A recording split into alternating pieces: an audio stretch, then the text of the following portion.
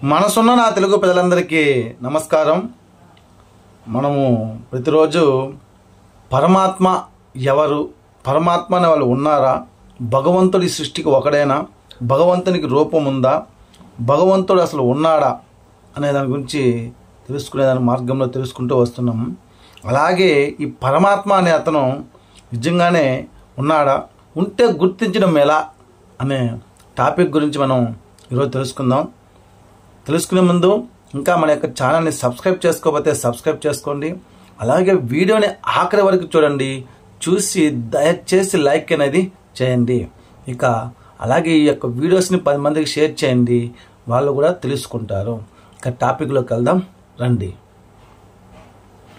పరమాత్మను గుర్తించేది ఎలా?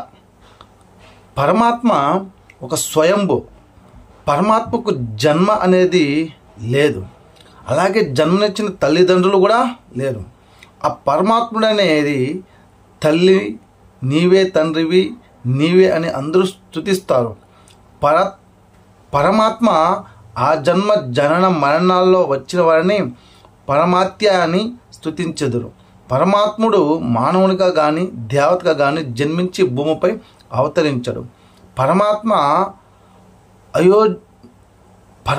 అయోనిజుడు. మానవులు, దానవులు, దేవతలు మాతృగర్భంలో పెరిగి యోనిజులై జన్మిస్తారు.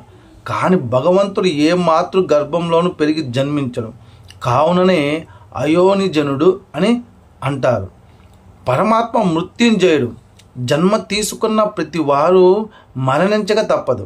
కానీ పరమాత్మ జనన మరణాల చక్రంలోకి రానుందన వలన అతనికి మరణం అనేదే లేదు. పరమాత్మ శరీరము లేనివాడు. మానవుని వంటి స్థూల శరీరం కానీ దేవతల వంటి సూక్ష్మ శరీరం కానీ పరమాత్మకు లేదు. అతనికి బాల్య, యవ్వన, మొసలి అనే మరణాలు అనేది ఏవి కానీ లేవు. అలాగే పరమాత్మ నిరాకరుడు. పంచభూతాలతో తయారైన మానవుల వలె సాకార రూపం కానీ బ్రహ్మ, విష్ణు, శంకరుల వలె ఆకార సూక్ష్మ శరీరం కానీ పరమాత్మకు ఉండదు. పరమాత్మ నిరాకార జ్యోతిర్బిందువు స్వరూపుడు, సచ్చిదానంద స్వరూపుడు. పరమాత్మ అవ్యక్తుడు. భగవంతుడిని స్థూల నేత్రాలతో కానీ ఎటువంటి సూక్ష్మ దర్శన యంత్రాలతో కానీ చూడజాలము. అతడు ఏ కర్మేంద్రియాలు లేకపోయినా సర్వకార్య సాధన చేయగలవాడు. పాంచ భౌతికమైన నేత్రాలతో కాకుండా అతనిని దివ్య చిత్తులతోనే వీక్షించవచ్చును. దివ్య బుద్ధితోనే మాత్రమే గ్రహించవచ్చును. పరమాత్ముడు ఉన్నప్పటికీ భౌతికంగా కనబడడు. అతడు అన్నిటినీ చూస్తూ కూడా చూడనట్లు అతీతంగా ఉండేవాడు, కాబట్టి అతనిని అవ్యక్తుడు అంటారు. అలాగే పరమాత్మ ఆభోక్త. దేవతలు పుణ్యఫలమైన సుఖాలను అనుభవిస్తారు. మానవులు, దానవులు పాప పుణ్యాలను, సుఖదుఖాలను, శీతోష్ణములను, ఆకలి దప్పికలను, చావు పుట్టుకలను అనుభవిస్తారు. ఒక్క పరమాత్మ మాత్రము వీటేటిని అనుభవించడు. అందుకే అతనిని ఆభోక్త అంటారు. పరమాత్మ సర్వజ్ఞ. అలాగే పరమాత్మ సర్వజ్ఞుడు. ఈ సమస్త సృష్టి స్థిలాయలకు మూలకారకుడు పరమాత్ముడు.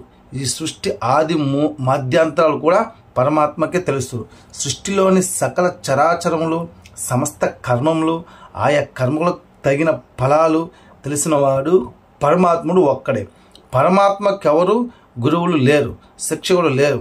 ఈ జగత్తుకంతటికి ముక్తి, జీవన్ముక్తి, నిత్య సత్యమైన శిక్షకుడు సద్గురువు పరమాత్మ ఒక్కడే. కావున అతనే సర్వజ్ఞుడని అంటారు. అలాగే పరమాత్మ సర్వశక్తివంతుడు. ప్రతి ఆత్మకు వారి వారి కర్మలకు తగిన ఫలాన్ని ఇచ్చేవాడు భగవంతుడు ఒక్కడే. అతడే విశ్వ ఆత్మలందరికీ ముక్తినిచ్చేవాడు. బ్రహ్మకు సృష్టి కార్య సామర్థ్యాలు, విష్ణుకు పాలనా దక్షతను, అలాగే శంకరునకు వినాశాన కార్యమును, సరస్వతికి విద్యా గాంభీర్యమును, దేవాది దేవతలకు ఆయా పదవులు ఇచ్చేవాడు పరమాత్ముడు ఒక్కడే. కావుననే భగవంతుని సర్వశక్తివంతుడని కీర్తిస్తారు. ఈ విశాల విశ్వంలోని సముద్రాన్ని సిరాగా చేసుకొని భూమిని, ఆకాశాన్ని పుస్తకాలుగా మార్చి భగవంతుని మహిమను రాసినప్పటికీ సరిపోదు. సర్వశక్తి సాగరుని మహిమను పూర్తి చేయలేరు. కావున మనం పరమాత్మ గురించి ఎంత చెప్పుకున్నా అది తక్కువే. ఆ పరమాత్మ అనేది ఎవరు ఏంటనేది మనకు అంత చిక్కదు. కావున ఇక్కడ భగవంతుని గురించి మనము తెలుసుకునే ముందు భగవంతుని ఎలా గుర్తించవచ్చనే గురించి కూడా మనము ఈరోజు తెలుసుకున్నాము. కావున పరమాత్మ ఎవరనేది మనము ఇంకా ముందు తెలుసుకుందాం. తెలుసుకునే వరకు మనము యొక్క వీడియోస్ని లైక్ చేద్దాం, 10 మందికి షేర్ అనేది చేద్దాం.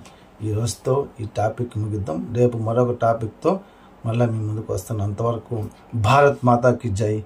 ఓం నమః శివాయ.